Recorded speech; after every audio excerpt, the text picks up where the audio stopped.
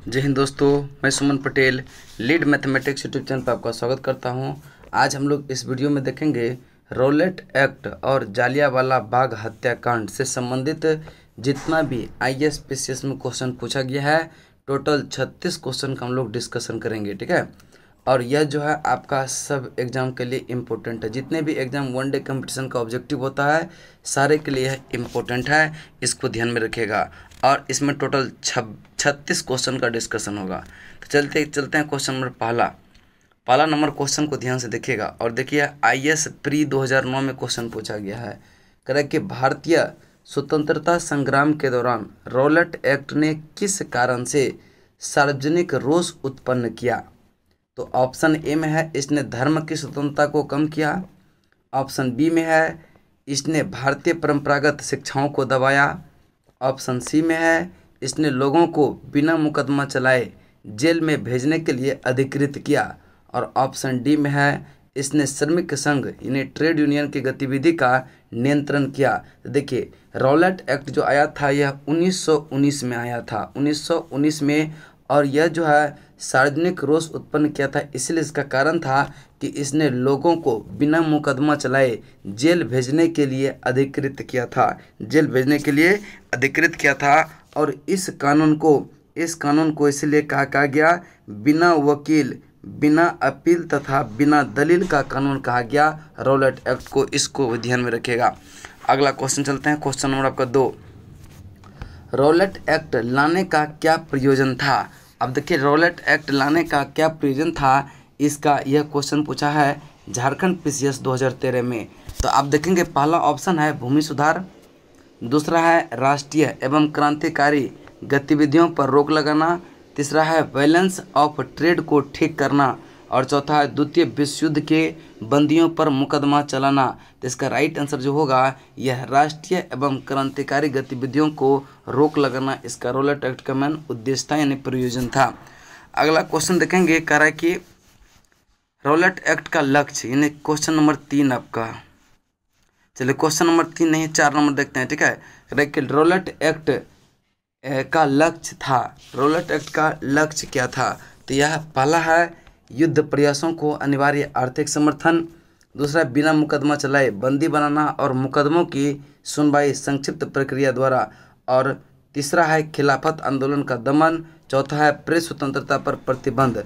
तो आप बताएंगे इसका आंसर कौन सा होगा। इसका आंसर होगा कि रॉलेट एक्ट का लक्ष्य था बिना मुकदमा चलाए बंदी बनाना और मुकदमों की सुनवाई संक्षिप्त प्रक्रिया द्वारा करना, यानी कि इसका राइट आंसर जो होगा ऑप्शन नंबर बी होगा, ऑप्शन नंबर बी। अगला क्वेश्चन चलते हैं, क्वेश्चन नंबर आपका 4। करें कि रॉलेट एक्ट का लक्ष्य क्या था।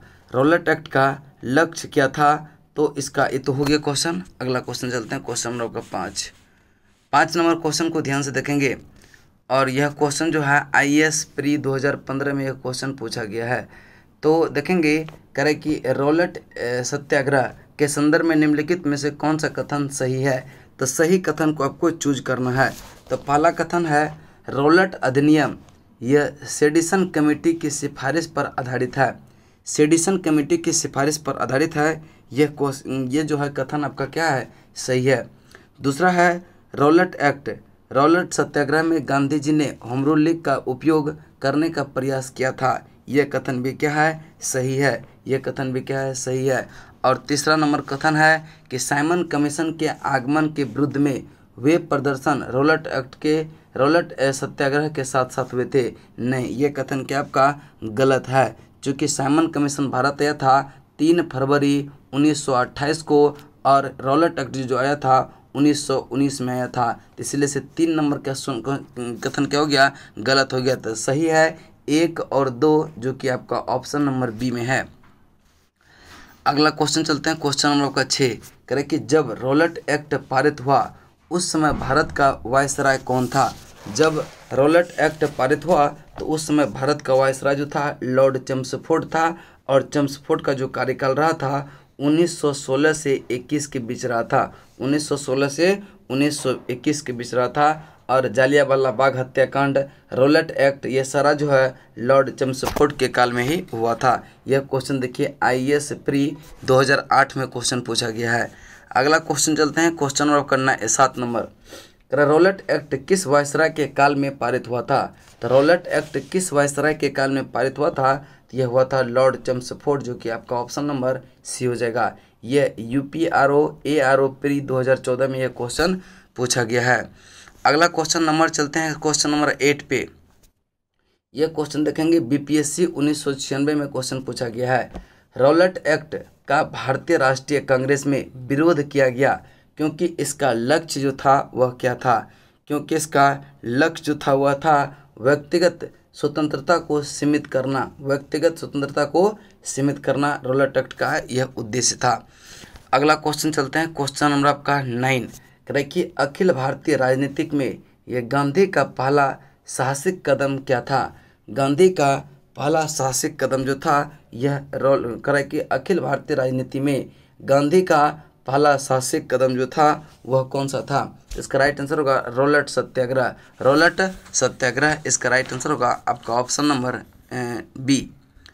अगला क्वेश्चन चलते हैं क्वेश्चन नंबर आपका, रौलट एक्ट के विरोध में किसने लगन न देने का आंदोलन चलाने का सुझाव दिया था? रौलट एक्ट के विरुद्ध में किसने लगान न देने का आंदोलन चलाने का सुझाव दिया था? तो इसका राइट आंसर जो होगा स्वामी श्रद्धानंद ने, यानी कि ऑप्शन डी आपका राइट आंसर होगा। स्वामी श्रद्धानंद ने आपका राइट आंसर होगा ऑप्शन नंबर डी। अगला क्वेश्चन चलते हैं क्वेश्चन नंबर आपका 11। कह रहे कि the anarchical and revolutionary crime act 1919 को सामान्य बोलचाल में कहा जाता था, क्या कहा जाता है? तो इसका रौलट एक्ट कहा जाता है द अनार्कियल, ठीक है, the anarchical and revolutionary crime act 1919 को सामान्यतः बोलचाल में कहा जाता है रौलट एक्ट कहा जाता है, रौलट एक्ट। अगला क्वेश्चन चलते हैं क्वेश्चन नंबर आपका 12। करें कि कौन सी महत्वपूर्ण घटना यह जलियांवाला बाग नरसंहार के तुरंत पूर्व घटी थी, तुरंत पहले घटा था? तो आप देखेंगे इसका राइट आंसर जो होगा वह कौन सा होगा? तो यह होगा रौलट एक्ट का बनना। जलियांवाला बाग हत्याकांड जो हुआ था वह 13 अप्रैल 1919 को हुआ था, और रौलट एक्ट जो आया था, रौलट एक्ट जो कानून बना था यह मार्च 1919 में, मार्च 1919 में। तो जस्ट पहले यानी कह रहा है कि जलियांवाला बाग नरसंहार के तुरंत पूर्व जो घटना घटी थी वह रौलट एक्ट का आना था, यानी कि इसका राइट आंसर होगा ऑप्शन नंबर बी। चलिए अगला क्वेश्चन चलते हैं क्वेश्चन नंबर आपका 13। कह रहा कि जलियांवाला बाग हत्याकांड हुआ था कब? जलियांवाला बाग हत्याकांड हुआ था, आप जानते होंगे कि 13 अप्रैल 1919 को हुआ था। इसका राइट आंसर होगा ऑप्शन नंबर सी। और यह क्वेश्चन UPPCS 1993, BPSC 2003 में क्वेश्चन पूछ लिया गया है। अगला क्वेश्चन चलते हैं क्वेश्चन नंबर आपका 14। कह रहे कि जलियांवाला बाग नरसंहार किस गांधीवादी सत्याग्रह से संबंध है? जलियांवाला बाग नरसंहार जो है किस गांधीवादी सत्याग्रह के संबंध में है? इसका राइट आंसर बताएंगे कौन सा होगा? तो इसका राइट आंसर जो होगा यह रौलट एक्ट होगा, आपका ऑप्शन नंबर बी आपका राइट आंसर होगा। अगला प्रश्न चलते हैं प्रश्न नंबर आपका 19 के बाद 15 के बाद 15 नंबर क्वेश्चन है कि 1919 में भारतीय वर्ष के इतिहास, भारतीय इतिहास में से संबंधित है कौन सा? यह क्वेश्चन देखेंगे BPSC 1992 में क्वेश्चन पूछा गया है। तो इसका राइट आंसर जो होगा जलियांवाला बाग त्रासदी, जो कि 13 अप्रैल 1919 को हुआ था, 13 अप्रैल 1919 को, इसको ध्यान में रखिएगा। अगला क्वेश्चन चलते हैं क्वेश्चन नंबर आपका 16। कह रहा है कि जलियांवाला बाग यह कत्लेआम किस शहर में हुआ था? मोस्ट VVI क्वेश्चन, यह उत्तराखंड PCS 2010 में क्वेश्चन पूछा है कि जलियांवाला बाग कत्लेआम किस शहर में हुआ था? तो इसका राइट आंसर होगा अमृतसर में हुआ था। अमृतसर आपका ऑप्शन नंबर सी होगा, इसका राइट आंसर होगा ऑप्शन नंबर सी। अगला प्रश्न है प्रश्न नंबर आपका 17। कह रहा है कि जनरल डायर का नाम किस घटना से जुड़ा हुआ था? तो जनरल डायर का नाम जो है ये जलियांवाला बाग हत्याकांड से जुड़ा हुआ था, यानी कि इसका राइट आंसर होगा option number D, option number D. 18 number question चलते हैं। कह रहा है कि काफ़ी संख्या में लोग अमृतसर के जलियांवाला बाग में 13 अप्रैल 1919 को एकत्रित हुए थे गिरफ्तारी के विरुद्ध में। किसके गिरफ्तारी के विरुद्ध में? तो यह सैफुद्दीन किचलू और डॉक्टर सत्यपाल के जो है गिरफ्तारी के विरुद्ध जालियांवाला बाग में यानी कि अमृतसर में 13 अप्रैल 1919 को यह एकत्रित हुआ था। और इसका राइट आंसर होगा option number D, option number D. अगला क्वेश्चन चलते हैं, क्वेश्चन नंबर आपका 19 नंबर क्वेश्चन है। और ये देखिए बीपीएससी 2008 में क्वेश्चन पूछा गया है, जालियांवाला बाग में प्रदर्शन के लिए क्यों लोग जमा हुए थे। कह रहा कि जालियांवाला बाग में जो प्रदर्शन के लिए जो है लोग क्यों जमा हुए थे, क्योंकि 2 व्यक्ति का गिरफ्तार हुआ था। और इसका राइट आंसर होगा किचलू और सत्यपाल के बंदी बनाने के विरोध में प्रदर्शन करने के लिए जो है लोग इकट्ठे हुए थे अमृतसर के जालियांवाला बाग में। अगला क्वेश्चन है क्वेश्चन नंबर आपका 20। कह रहा कि 30 मई 1919 को अपना अलंकरण भारत सरकार को लौटाने वाले व्यक्ति जो थे वह कौन थे। तो इसका राइट आंसर जो होगा वह रविंद्रनाथ टैगोर थे। 30 मई 1919 को अपना अलंकरण यानी कि ऑनर जो है यह भारत सरकार को लौटाने वाले व्यक्ति जो थे वह कौन थे, यह रविंद्रनाथ टैगोर थे, रविंद्रनाथ टैगोर। अगला क्वेश्चन है 21 नंबर। कह रहा कि जालियांवाला बाग हत्याकांड 1919 में पंजाब में हुए अत्याचारों से अपने विरोध के रूप में किस विख्यात व्यक्ति ने ब्रिटिश सरकार द्वारा प्रदान की गई नाइटहुड की उपाधि को वापस लौटा दिया। तो नाइट की उपाधि लौटा दिया था रविंद्रनाथ टैगोर ने ही। इसका राइट आंसर होगा ऑप्शन नंबर सी। अगला क्वेश्चन 22 नंबर क्वेश्चन है। कह रहा है कि किसके विरुद्ध यह प्रकाशन के अभिप्राय के रूप में रविंद्रनाथ टैगोर ने अपनी नाइट की पदवी त्याग दिया। यह जालियांवाला बाग हत्याकांड, यह ऑप्शन नंबर सी आपका राइट आंसर होगा। और जालियांवाला बाग हत्याकांड कब हुआ था, 13 अप्रैल 1919 को हुआ था। इस चीज़ को ध्यान में रखेंगे। अगला प्रश्न चलते हैं, प्रश्न नंबर आपका 23। निम्नलिखित में से किसके विरोध में रविंद्रनाथ टैगोर ने अपना नाइटहुड का परित्याग कर दिया। नाइटहुड का परित्याग किया, यह जालियांवाला बाग नरसंहार। ठीक है, जालियांवाला बाग नरसंहार यानी कि ऑप्शन नंबर बी आपका राइट आंसर होगा। नेक्स्ट चलते हैं। करेक्ट कि रविंद्रनाथ टैगोर ने अपनी नाइटहुड उपाधि किस कारण त्याग दिया था। तो यह नाइटहुड का जो उपाधि त्याग दिया था यह किस कारण से, यह जालियांवाला बाग हत्याकांड से यह जो है क्या था कि नाइटहुड की उपाधि यह त्याग दिया था। अगले क्वेश्चन पे चलते हैं, क्वेश्चन नंबर आपका 25। जालियांवाला बाग हत्याकांड के विरोध में वायसराय की कार्यकारिणी परिषद की सदस्यता से यह किसने जो है इस्तीफा दे दिया था। तो किसने इस्तीफा की बात कर रहे हैं, तो इस्तीफा दिया था शंकर नायर ने। शंकर नायर आपका ऑप्शन नंबर सी आपका राइट आंसर होगा। जालियांवाला बाग हत्याकांड के विरोध में वायसराय की कार्यकारिणी परिषद की सदस्यता से यह शंकर नायर ने इस्तीफा दे दिया था। शंकर नायर, इसको ध्यान में रखिएगा। नेक्स्ट आपका 26 का 27 नंबर क्वेश्चन कह रहा है कि जालियांवाला बाग हत्याकांड के विरोध में निम्नलिखित में से किसने वायसराय के कार्य परिषद से त्यागपत्र दे दिया था। त्यागपत्र दे दिया था कौन, तो सर शंकर नायर ने, यानी कि इसका राइट आंसर होगा option number C, sir Shankar Nair, option number C. Next चलते हैं आपका 27। कह रहा है कि निम्नलिखित में से यह किसके द्वारा जालियांवाला बाग कांड के विरोध में सर की उपाधि त्याग दिया था। सर की उपाधि किसने त्यागा था, तो यह भी था कौन, रविंद्रनाथ टैगोर, यानी कि इसका right answer option number C होगा, ऑप्शन नंबर सी। अगला क्वेश्चन है क्वेश्चन नंबर आपका 28। कह रहा है कि निम्नलिखित में से यह सही क्रम, ठीक है, सही क्रम दिए गए कोट का क्या है। अब देखिए कह रहा है कि सबसे पहले घटना किसका हुआ था उसको क्रम वाइज सजाइए।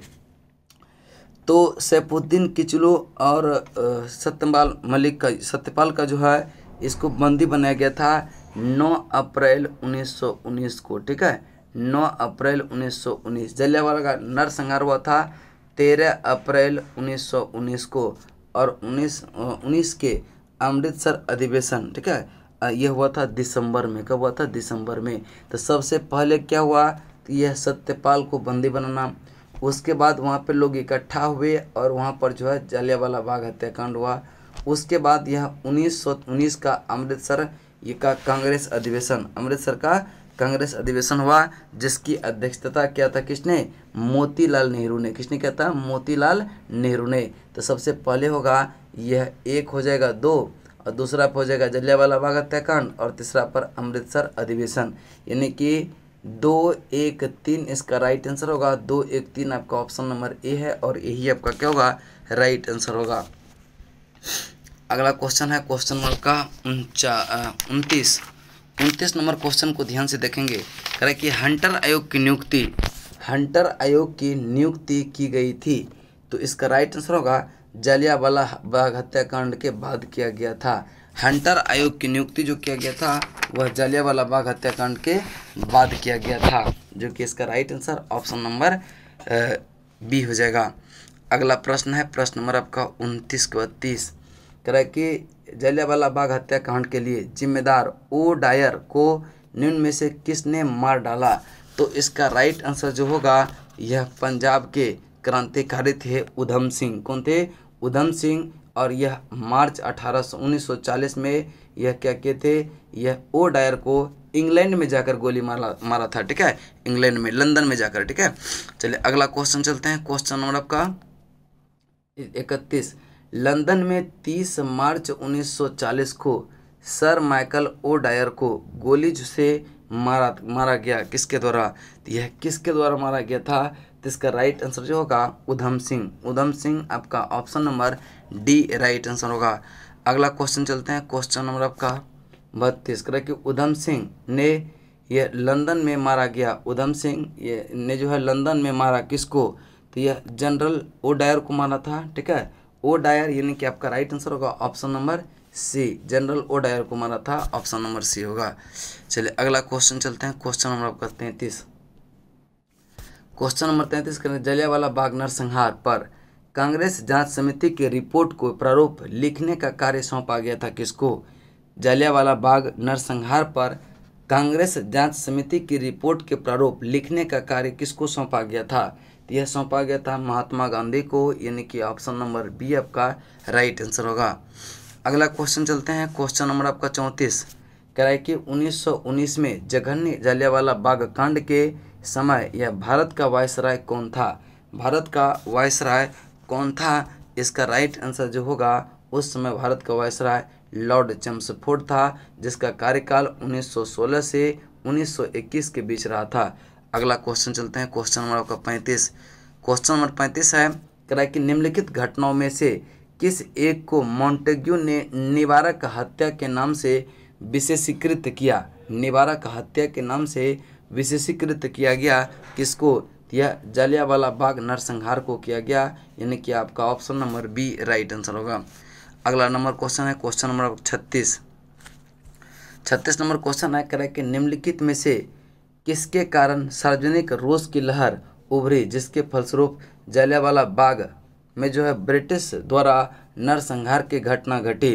तो इसका राइट आंसर जो होगा द रॉलेट एक्ट आया था। द रॉलेट एक्ट के विरुद्ध में ही जो है जलियांवाला बाग में ये ब्रिटिश सरकार द्वारा जनसंहार की जो है घटना घटी थी, और यह घटी थी 1919 में। देखिए, अगर इसका PDF आप लोग को इस क्वेश्चन का चाहिए तो बताइएगा, हम अपना Telegram channel the lead academy, ठीक है, द लीड एकेडमी आप ज्वाइन करें टेलीग्राम चैनल को, और वहाँ पे आपको सारे का PDF मिल जाएगा क्वेश्चन का। एक बार वीडियो देखिएगा और एक बार जो है अपने से इसको सॉल्व कर लीजिएगा, तो क्वेश्चन छूटने का बहुत ही इस टॉपिक से कम चांसेस रहेगा। चलिए आज यहीं तक, तब तक के लिए जय हिंद जय भारत।